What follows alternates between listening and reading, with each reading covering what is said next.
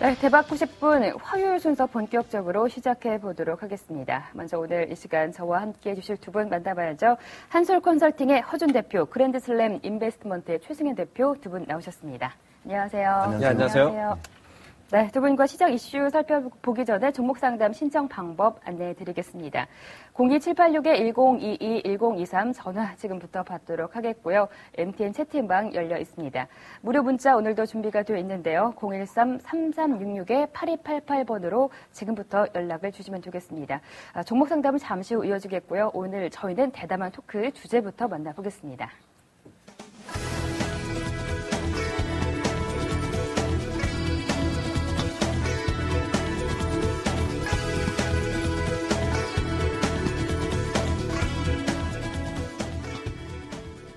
네, 시장 이슈 살펴보도록 하겠습니다. 삼성전기 좀 살펴볼 텐데요. 오늘 주가 6% 넘게 급락을 했습니다. 삼성전자의 삼성 LED 지분을 넘기는 과정에서 너무 싸게 판 것이 아니냐 이런 의구심이 나오면서 오늘 좀 급락을 했는데요. 관련 내용들 자세히 짚어보겠습니다. 네, 먼저 최승현 대표께서 이 관련 이슈 어떻게 보시는지 좀 궁금합니다. 삼성전기가 삼성 LED 지분을 얼마나 낮은 가격에 팔았길래 시장에서 이런 판단이 나오는지 궁금하고요. 일단은 그렇게 처분한 이유가 있을 텐데 함께 봐주시죠. 일단 뭐 결론부터 말씀드리면 삼성그룹 자체 이 움직이는 부분이 삼성전자를 중심으로 항상 움직여왔기 때문에 과거에도 사실 LCD 부분을 삼성 우리 과거에는 삼성 전관이었죠. 지금 삼성 SDI인데 LCD도 그때 돈이 된다라는 부분들을 다 가지고 왔었다고요. 삼성전자가. 그리고 PDP, 돈 안 되는 PDP만 남겨놓고 가져왔었죠. 그런 일맥 상통한다고 볼 수 있는데요. 일단 뭐 지금 시장에서 평가하기로는 시장 전문가들이죠. 전자 부분을 담당한 애널리스트들이 평가하기엔 최소한 5천억 정도는 받지 않겠느냐. 삼성 LED 지분 50%가. 왜 그런 결론이 나오냐면요. 지금 삼성 LED의 자산 가치, 순 자산 가치가 5,500억을 넘습니다. 그리고 연결 자산, 자산 부분은 한 1조 6천억 정도가 되고 있고요.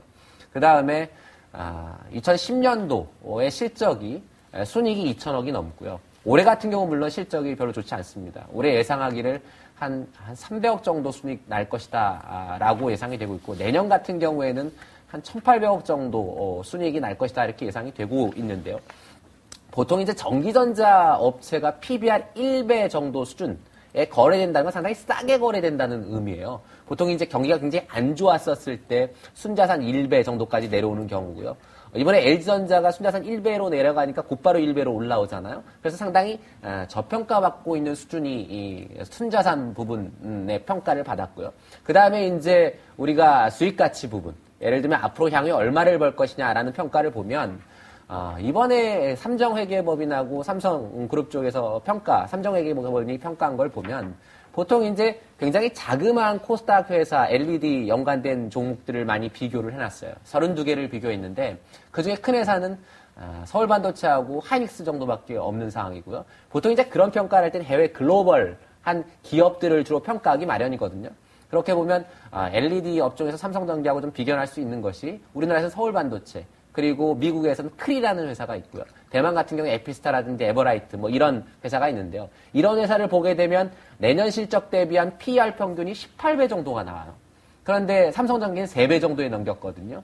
그러면 자산 가치는 내년으로 갔을 때 평가 대상이 될 수 있는 그런 해외 유수업체들, 이런 업체들이 내년 정도 가면 순자산 1.4배 정도로 내려가거든요. 그래도 한 30-40%는 할인이 돼 있는 상태잖아요. 자산 가치 측면에서도.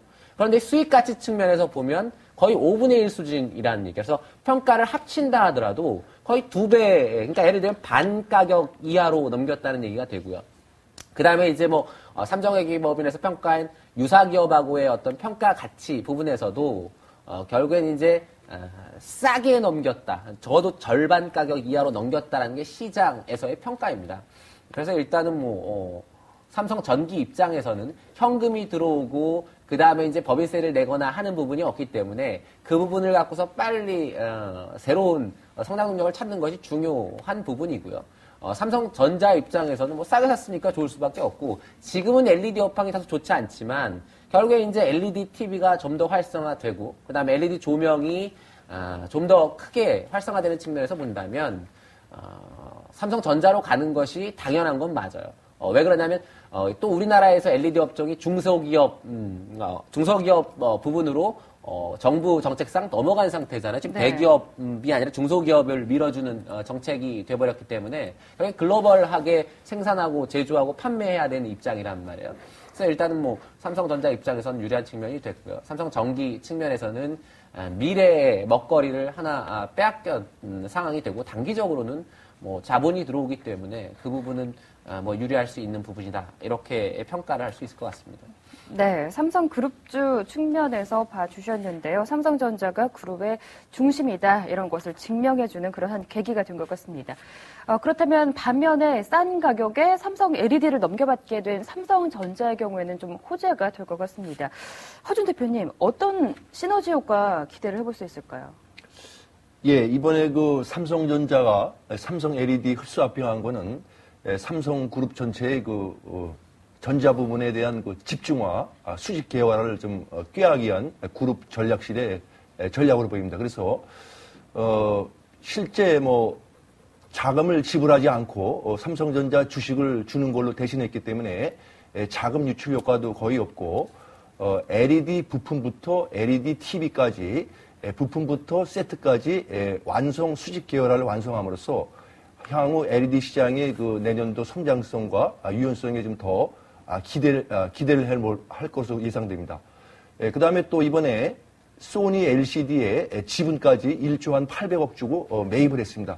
이런 것들은 삼성전자가 내년에도 대규모 설비 투자를 통해서 부품부터 완성 세트까지 수직 계열화와 생산성을 더 높임으로써 시장 점유율이 더 높아질 거로 보입니다.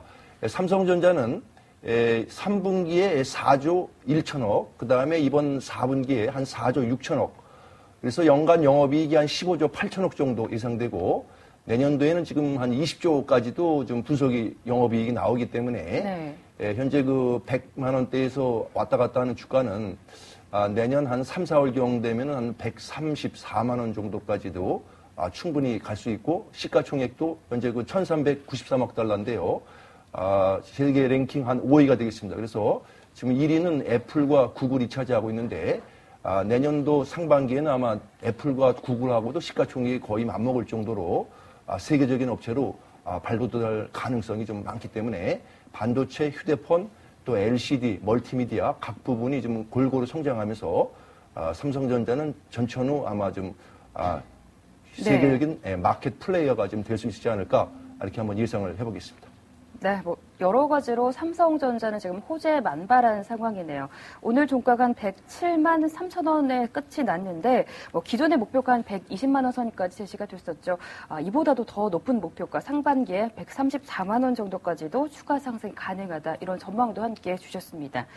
이번에는 하이닉스 얘기 넘어가 볼게요. 공정거래위원회가 SK텔레콤의 하이닉스 인수를 허가하면서 이제 좀 큰 산은 넘은 것으로 보입니다. 하이닉스 하지만 주가 오늘은 2% 넘게 좀 급락을 했는데 앞으로 상승 탄력 받을 수 있을지 궁금하네요. 최승현 대표님, 앞으로 추가 상승 가능할까요? 일단 뭐 가격을 좀 봐야 되겠는데요. 하이닉스 같은 경우에 낸드 플래시, 그다음에 D램 이 부분이 전부라고 볼 수 있죠. 그런데 D램 같은 경우에 4, 4분기에도 한 20% 정도 가격 하락이 있었고요. 낸드 플래시도 한 15% 정도 하락했습니다. 그렇다 보니까 이제 가격 하락 부분을 어떻게 보면 매출이 늘어나면서 상쇄해야 되는 부분이 있는데요. 매출도 D램 같은 경우 20% 정도 늘었고요. 그 다음에 낸드 플래시도 한 15% 정도 매출은 증가했어요. 매출은 증가했지만 손해폭은 더 늘어났죠. 그래서 3, 4분기에 손해폭이 한 영업이익이 한 5천억 이상 됐었는데요. 4, 4분기에서는 매출이 늘어나면서 가격 하락은 어느 정도 상쇄해졌기 때문에 한 2,500억에서 한 3천억 정도 영업적자가 날 거라고 이렇게 예상이 되고 있는 상태입니다.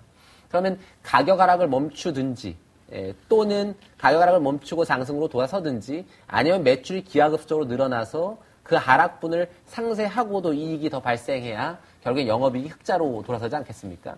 그런데 일단은 뭐 내년 연초에도 흑자로 돌아설 가능성이 별로 없다라는 게 대부분 전문가들의 중론이고요.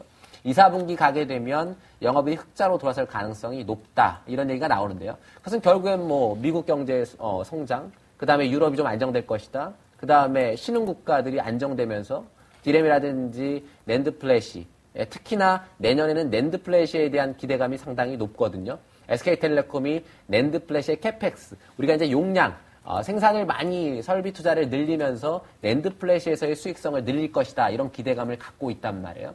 그래서 어찌됐건 4사분기, 1사분기 초반, 1사분기 중까지는 주가가 강하게 올라올 가능성 거의 없다라고 볼 수 있고요. 만약에 올라가면 경기적인 측면에서의 어떤 유럽 흐름도 마찬가지고 그 다음에 이머징 마켓의 상승 뭐 이런 부분들이 맞물리려면 적어도 빠르다 하더라도 2월은 넘어야 되지 않겠냐 아니면 3월을 넘어야 되지 않겠냐 이렇게 판단이 되고 있어서요.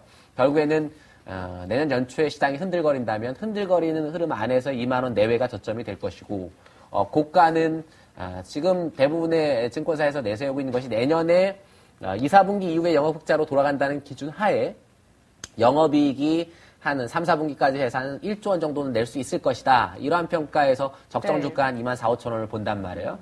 그래서 목표 상단은 한 2만 4천 원. 그래서 1, 4분기까지는 2만 원에서 2만 4천 원의 박스권을 가질 가능성이 높다라고 보여지고요. 다만 이제 그 하단과 상단은 조금 벗어날 수도 있다. 이렇게 말씀을 드릴게요.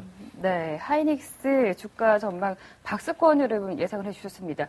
박스권 트레이딩 전략도 괜찮을 것 같은데요. 2만 원에서 2만 4천 원 사이 흐름을 계속해서 이어갈 것이다. 이렇게 전망을 해주셨습니다. 지난해 연말 그리고 올해 초에는 시장 이끌 주도 업종으로 은행주 좀 전망이 많았습니다. 이 전망이 좀 확실하게 어긋나긴 했는데요. 현재는 앞서 살펴본 삼성전자, 하이닉스를 비롯해서 IT 업종이 2012년 주도 업종이 될 것이다. 이런 전망이 우세한 상황입니다. 허준 대표께서는 2012년 대세 업종에 대한 판단 어떻게 보시는지 궁금한데요. 역시나 IT주 좋게 보시나요? 예, 역시 뭐 IT가 제일 좀 나은 걸로 보입니다.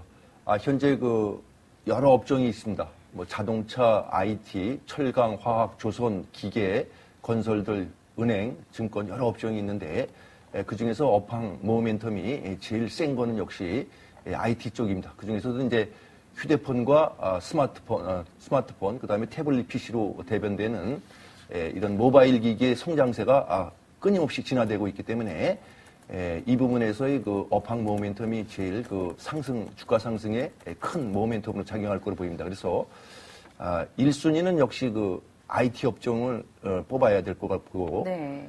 그 다음에 이제 두 번째 순위로는 역시 자동차 업종이 되겠습니다. 그래서 자동차는 뭐 금년 상반기에까지 계속 시장 주도했었고, 하반기에는 약간 부진했지만은 우리나라 자동차 회사들의 해외 시장에서의 점유율은 계속 올라가고 있습니다. 그래서 제가 생각하기에는 내년도에도 현대차, 기아차 또는 모비스로 대표되는 자동차와 그 부품 업종들을 역시 좀 주도주 맥락으로 봐야 될 걸로 보이고요.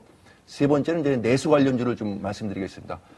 내년도 GDP 성장 전망이라서 수출이 좀 기여하는 비중이 좀 줄어들고 내수가 좀 내년도에 활성화될 가능성이 많습니다. 그래서 내수 관련주는 뭐 여러 가지 업종이 있는데 뭐 오리온, 네. 아모레 퍼시픽 또는 뭐 대상, 이런 CJ 제일제당 이런 업종 종목들 또 내년도에도 좀 주가 종합지수 상승률보다 아웃퍼폼할 가능성이 많기 때문에 1순위는 이제 IT, 2순위는 자동차, 3순위는 내수 관련주를 좀 말씀드리겠습니다. 그리고 이제 말씀드리는 김에 내년도 좀 제가 뭐 증시 전망을 조금 각 증권사 거 집계해서 좀 갖고 나왔는데 네. 조금 표를 좀 보면서 말씀드리겠습니다.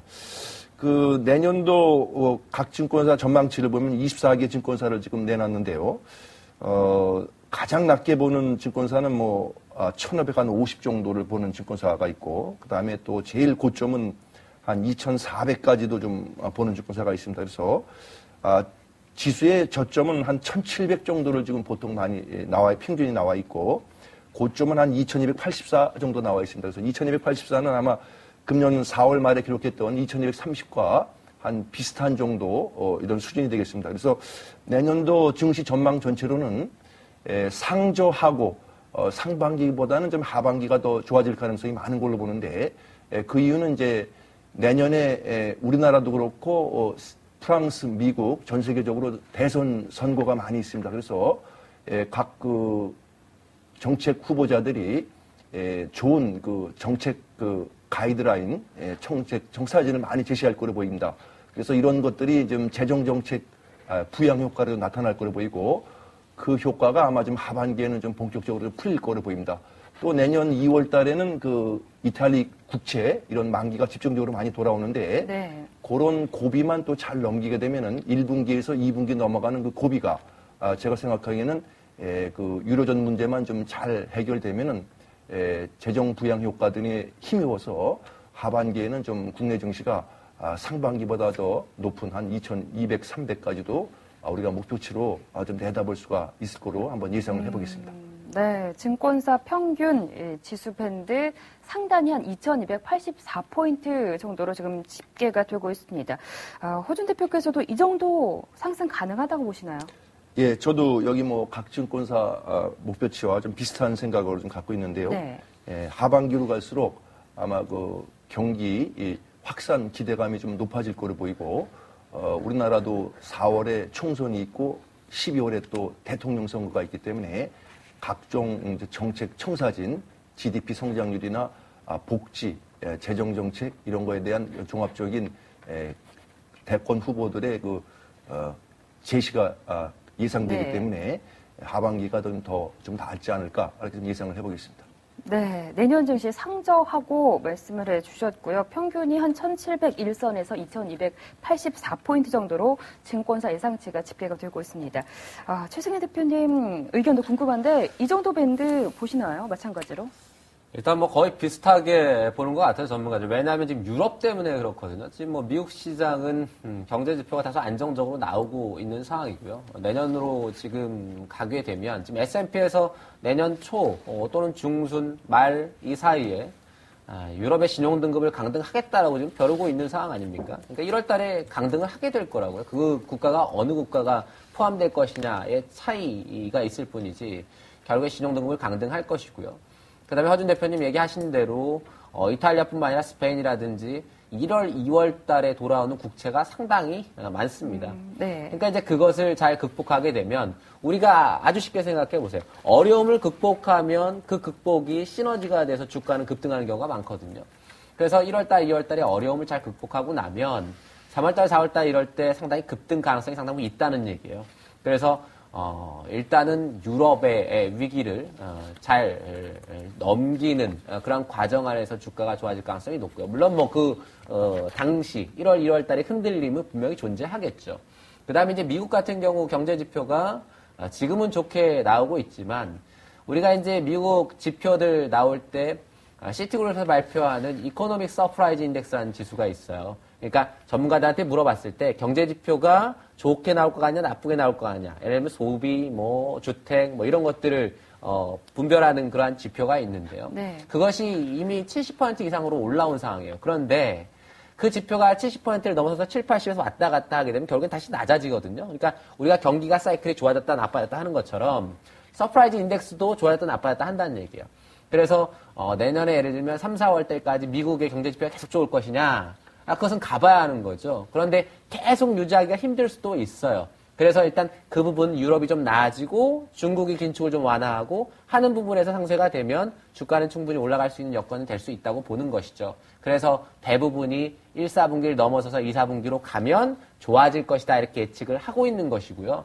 다만 이제 복병이 있겠죠. 증시에 항상 복병이 나타나기 때문에. 그런데 지금은 어떤 복병이 나타날지는 알 수 없는 상황이기 때문에 일단은 그렇게 진단을 하고 있는 상태입니다. 네, 내년 증시 상저하고 이 전망에 무게가 실리고 있는데요. 유럽 위기를 얼마나 잘 이겨내느냐가 관건이 될 것 같습니다. 또 국내 24개 증권사가 지수 전망을 했는데 동부증권이 가장 낮은 밴드 한 1,550 정도를 예상을 하고 있고요. 한화증권이 2,430포인트로 가장 높은 밴드를 제시를 하고 있네요.